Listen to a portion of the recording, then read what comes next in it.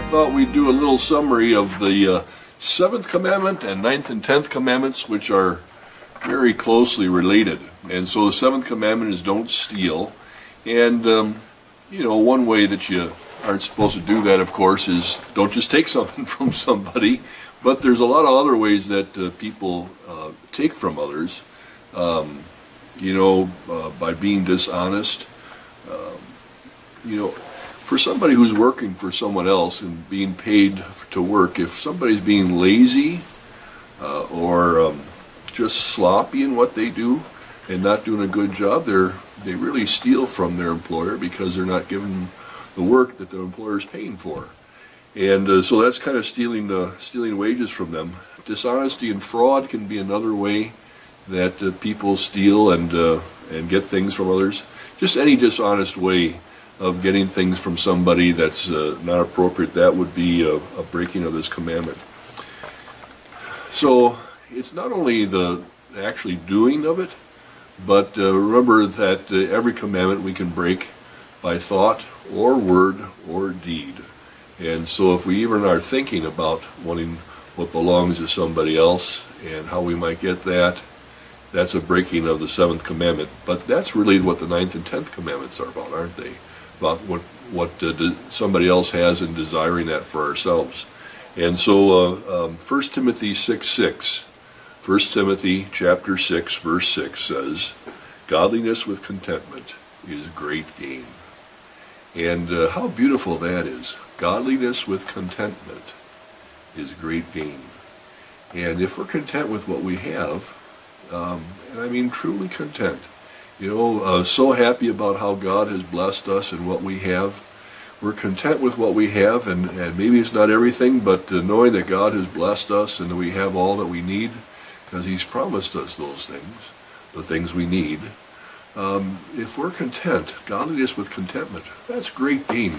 The reason it's great gain is because there's such happiness in not having to have things, in not having to desire what other people have.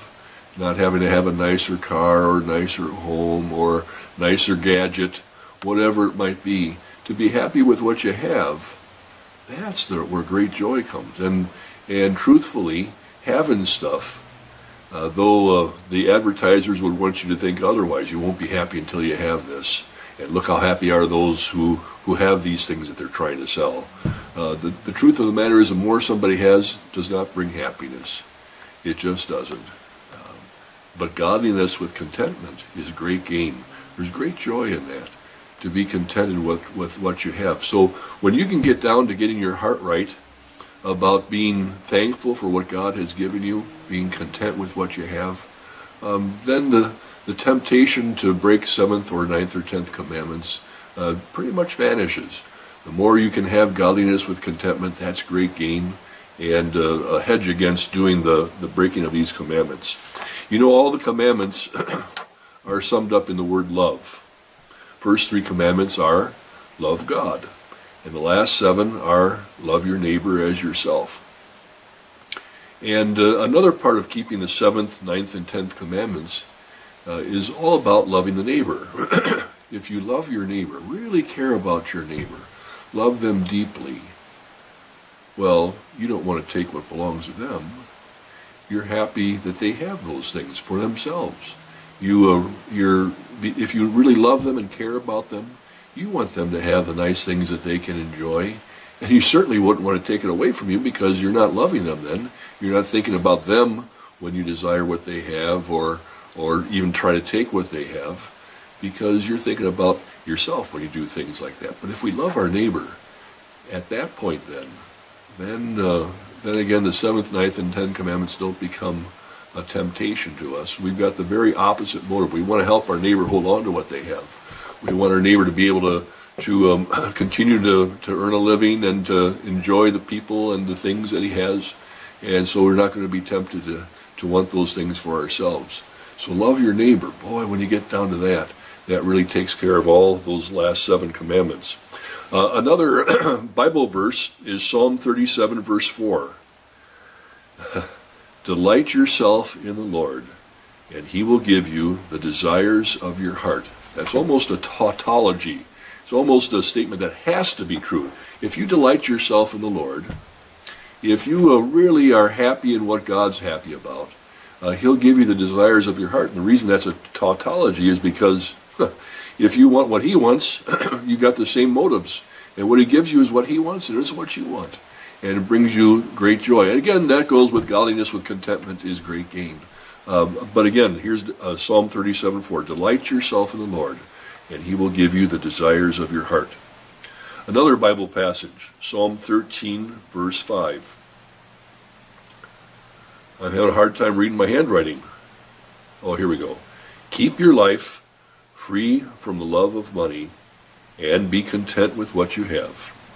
For God has said, I will never leave you nor forsake you. And so we confidently say, the Lord is my helper. I will not fear. What can man do to me? Keep your life free from the money, free from love of money. God says, I'm always with you. And I'm going to protect you. I'm going to provide for you. I'll give you your needs. You don't have to be worried about this. I'm not going to forsake you. We can confidently say, the Lord's my helper. He'll help me out. He'll bring me through even very difficult circumstances. Even if I have very little, the Lord is with me. He's going to provide for me.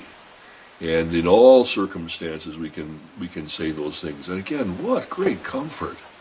There's where joy can be found. So again, let's remember these statements. That's Hebrews 13, 5 and 6. Keep your life free from the love of money. Be content with what you have, because the Lord has said, I will never leave you nor forsake you. A great comfort, a great safety in knowing that God is always with us and always providing for us. If you'll indulge me, one last Bible passage, and this is Philippians 2, verse 4. Let each of you look not only to his own interests, but also to the interests of others. And that goes along with love your neighbor as yourself, doesn't it? Don't only think about your own needs, but think about the needs of others. And not only your own interests, but the interests of others.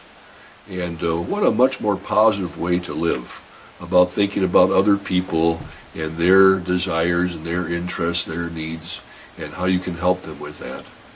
And the great joy you find is that as you help others, bring yourself joy. And a side benefit, you don't do it for this reason, but a side benefit is that they'll look to help you too. And there's so much more joy in that when you're helping others with their interests and they're helping you with yours. So don't steal. That's the most crass part of it, and the farthest thing we want to be from.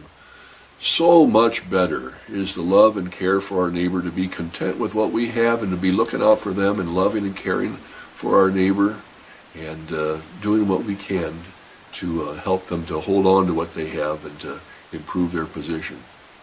God bless you as you love those around you.